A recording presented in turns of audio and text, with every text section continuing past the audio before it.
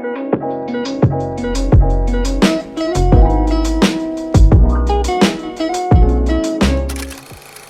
Guys, welcome back to my channel. অনেক দিন বাদে আজকে আমি ভিডিও আপলোড করলাম। আবার মাঝখানে কিছু কারণবশত কয়েকদিন ভিডিও আপলোড করা হয়নি। তো রিসেন্টলি আমরা দীঘা ঘুরতে গেছিলাম, তো ছোটোখাটো কিছু ক্লিপিংস নেওয়া হয়েছে, সেগুলো তোমাদের সাথে শেয়ার করছি। আশা করছি ভালো লাগবে। প্লিজ একটু সাপোর্ট করো আর লাইক অ্যান্ড কমেন্ট করতে ভুলো না। Thank you. তো আমরা বেরিয়ে পড়েছি, আর আমরা বাড়ি থেকে বেরিয়েছিলাম তখন প্রায় 5:30 বাজে। আর তো এখন শীতকাল, পুরো ঘুটঘুটে চারদিকে অন্ধকার। যেতে যেতে তো মানে কি বলবো, আমার এত ঠান্ডা লেগেছে যে আমি একটা জায়গায় লাস্টে দাঁড়িয়ে 5 কাপ চা খেয়েছি, মানে ভাবতে পারছো। আর দেখো, আমি পুরো রাস্তার ভিডিও তোমাদের দিলাম না, বিকজ অন্ধকার ছিল, কিছুই বোঝা যাচ্ছিল না। আর আমরা দীঘাতে ঢুকে পড়েছি। এই যে লাইটিংটা দারুণ, মানে সামনেটা খুব সুন্দর করেছে। আর দীঘা অসম্ভব সুন্দর করে এখন সাজানো। আমি কিছু কিছু ভিডিও তো নিয়েছি, তোমাদের সাথে অবশ্যই সেটা পরে শেয়ার করতে থাকবো।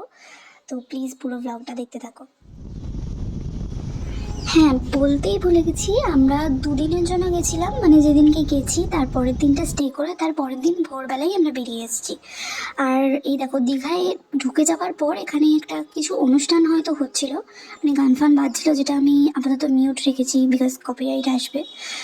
তো রাস্তাটা খুব সুন্দরভাবে আলো দিয়ে সাজানো হয়েছিল। সেটাই দেখতে দেখতে আমরা আমাদের গন্তব্যের দিকে এগিয়ে যাচ্ছি। চলো, আমাদের যে হোটেলটা আমরা বুক করেছিলাম সেটা এবার তোমাদেরকে দেখাই।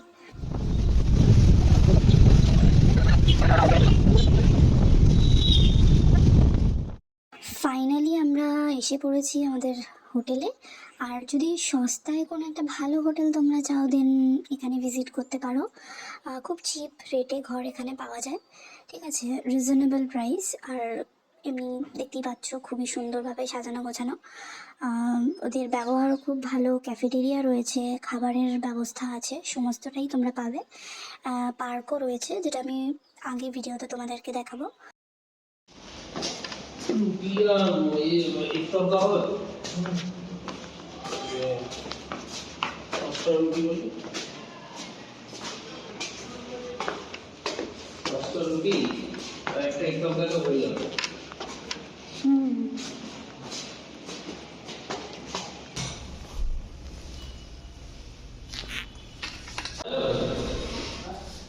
তো রুমে জাস্ট ব্যাগটা রেখেই আমরা সমুদ্রে চলে এসেছিলাম সমুদ্র দর্শন করতে।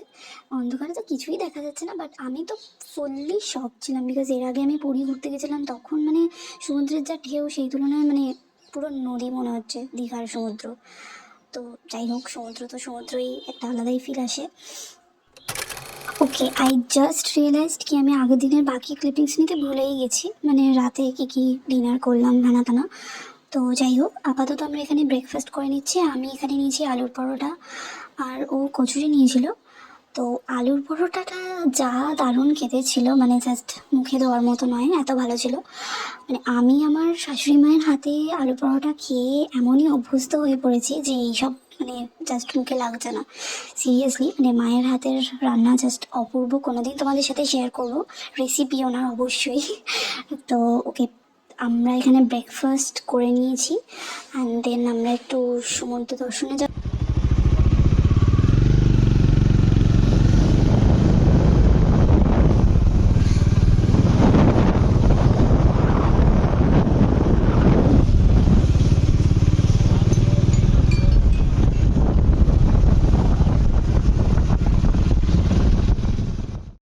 তোমরা তো সবাই জানো যে দীঘায় জগন্নাথ মন্দির তৈরি হচ্ছে, আর অসাধারণ এটা করা হচ্ছে।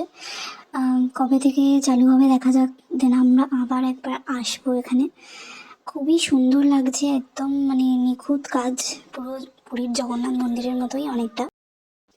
তো কিছুক্ষণ এখানে দাঁড়ানোর পর তারপর আমরা সামনেই একটা অ্যাকোরিয়াম আছে, যেখানে অনেক ধরনের কালারিং ফিশ, অনেক সামুদ্রিক প্রাণী স্টোর করে রাখা আছে। তো সেখানে আমরা গেছিলাম, যদিও সেটা এখন খুব একটা মেনটেনেন্সে নেই। টিকিট কাউন্টার থাকা সত্ত্বেও সেরকম কোনো ব্যবস্থা টিকিটের ছিল না, তো আমরা এমনিই জাস্ট ঘুরলাম। তবে জায়গাটা খুবই সুন্দর।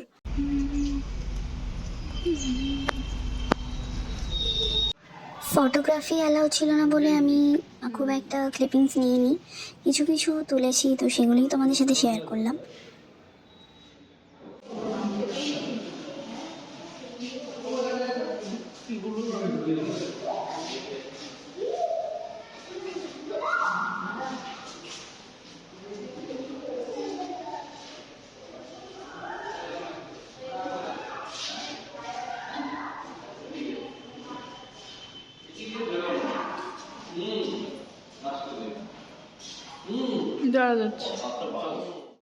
বেশ অনেকক্ষণ ওখানে ছিলাম, তো তারপর এখন আমরা তালসারির দিকে রওনা দিচ্ছি। তোমরাও কখনো দীঘা এলে অ্যাকোরিয়ামটায় অবশ্যই যেও, আশা করছি ভালো লাগবে। যদিও মেনটেনেন্সে নেই, তা সত্ত্বেও অনেক সুন্দর সুন্দর জিনিস রয়েছে, অনেক রঙিন মাছ রয়েছে, যেগুলো মেন আকর্ষণ।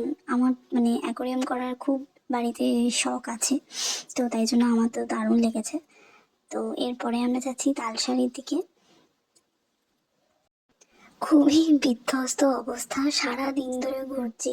যদিও আমরা জানুয়ারির একদম প্রথম দিকে গেছিলাম, যেখানে মানে কলকাতায় তো বিশাল ঠান্ডা, কিন্তু এখানে খুব একটা ঠান্ডা একদমই নেই। মানে রাতের দিকে যদিও বা ঠান্ডা আছে, সকালবেলা মানে ভীষণই গরম।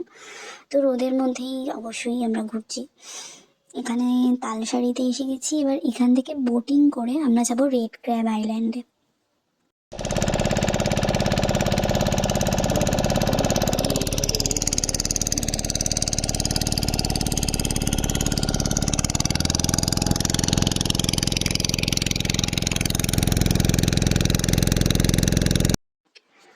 অনেক ছোটবেলায়, তখন হয়তো আমার 14-15 বছর বয়স হবে, তখন দীঘা ঘুরতে এসে আমরা তালসারি বিচে ঘুরতে এসেছিলাম, বোটিং করে গেছিলাম। তো খুবই আবছা মনে আছে আমার সেই মেমোরিগুলো। তারপরেও অনেকবার দীঘা এসেছি, বাট তালসারিতে আসা হয়নি। তো এতদিন পরে এখানে এসে মানে সব কিছুই খুব আবছা, মানে আমার মনেই নেই। প্রথমটা ভয় লাগলেও তারপরে বেশ ভালোই লাগছিল, একটা আলাদাই এক্সপিরিয়েন্স হলো। মানে যেভাবে সব লোকেরা একসাথে বোটে নামছিল, চারদিকে বোটটা মানে হেলে যাচ্ছিল, একটা মানে ভয় ভয় লাগছিল। তো বেশ আলাদাই একটা এক্সপিরিয়েন্স করলাম।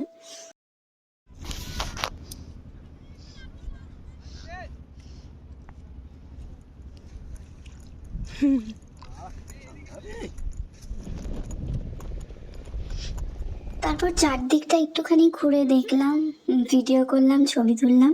আর হ্যাঁ, একটা ছোট্ট লাল কাঁকড়াও আমরা দেখতে পেয়েছি, যে কারণে এই আইল্যান্ডটাতে আসা। 15 মিনিট টাইম দেওয়া ছিল বোট থেকে, তো 15 মিনিট এদিক ওদিক একটু ঘুরে টুরে নিয়ে, একটু ছবি টবি ভিডিও টিডিও করে নিয়ে দেন আমরা আবার ব্যাক করছিলাম আমাদের বোটে। এখান থেকে আমরা সোজা চলে আসি চন্দনেশ্বর মন্দিরে। এখানে ছোট করে একটু পুজো দিয়ে নিয়েছি। এখানে সামনেই মন্দিরটা, মানে তালসারি থেকে একদমই কাছে ছিল, তো সেই জন্যই আসা হয়েছে। খুবই সুন্দর একটা মন্দির, খুবই মানে ভালো লাগবে গিয়ে, খুব নিরিবিলি একটা জায়গা। তো তোমরা গেলে এখানে অবশ্যই যেতে পারো। মন্দিরের ভেতরের জায়গাটা অনেকটা বড়, একটা পুকুর রয়েছে, তো সেখানে আমরা একটুখানি দাঁড়িয়েছিলাম। আর অনেক মেলা বসেছে ছোট ছোট। আর জায়গাটা তো খুবই শান্ত নির্জন একটা পরিবেশ। আমি ছোটবেলায় আই থিঙ্ক মা বাবার সাথে যখন এসেছিলাম, তখন হয়তো এখানে ঘুরে গেছি, কিন্তু আমার একদমই মনে নেই। তবে জায়গাটা খুবই সুন্দর লাগলো। অলরেডি অনেকটা বেলা হয়ে গেছে, আর আমরা আমাদের নিউ দীঘার হোটেলে চলে এসেছিলাম। আর তোমাদের আগেই বলেছি যে আমাদের হোটেলের ভেতরেই একটা পার্ক মতো করা ছিল, তো সেখানে আমরা একটুখানি বসেছিলাম। তারপর ওখান থেকে আমরা ডাইরেক্ট লাঞ্চ করতে চলে যাই, সামনেই একটা রেস্টুরেন্ট ছিল। আর আমি নিয়ে নিয়েছিলাম মিক্সড চাউমিন, আর চিকেনের কিছু একটা আইটেম ছিল। আর ও ওখানে ওই রেগুলার ভাত টাত নিয়েছিল, তার সাথে মনে হয় পমফ্রেট মাছ নিয়েছিল। তো লাঞ্চ সেরে আমরা সামনেই আমাদের নিউ দীঘা বিচে অনেকক্ষণ বসেছিলাম, লোকজন দেখছিলাম। তারপর কত রকম সব ওই রাইডসগুলো আছে না, সেগুলো দেখছিলাম।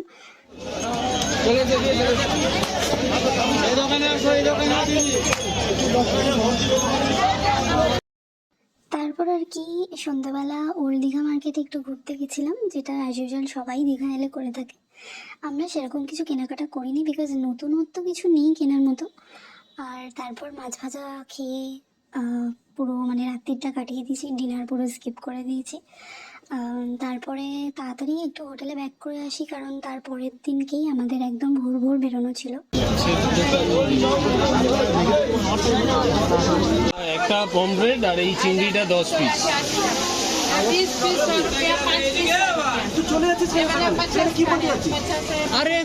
তো এই হচ্ছে আমাদের ডিনার। তো তারপর আমরা তাড়াতাড়ি হোটেলে ব্যাক করে যাই। হ্যাঁ, একটুখানি নিউ দীঘায় ঘুরেছি।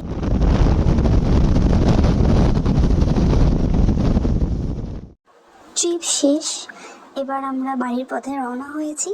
এই 7:30 পৌনে 8টা মতো আমরা হোটেল থেকে বেরিয়েছিলাম, আর সারাটা রাস্তা পুরো কুয়াশা ভর্তি ছিল। মানে সেদিন এতই কুয়াশা ছিল যে প্রায় 9:30 অবধি তো রাস্তা কিছু দেখাই যাচ্ছিল না। তো আমরা ওই মোটামুটি 11:30 পৌনে 12টা করে বাড়িতে রিচ করে যাই। আর হ্যাঁ, খুব তাড়াতাড়ি নতুন ভিডিও নিয়ে আসছি, তো স্টে টিউনড। ভিডিওটা ভালো লাগলে অবশ্যই লাইক, কমেন্ট, শেয়ার করো, আর প্লিজ আমার চ্যানেলটাকে সাবস্ক্রাইব করো।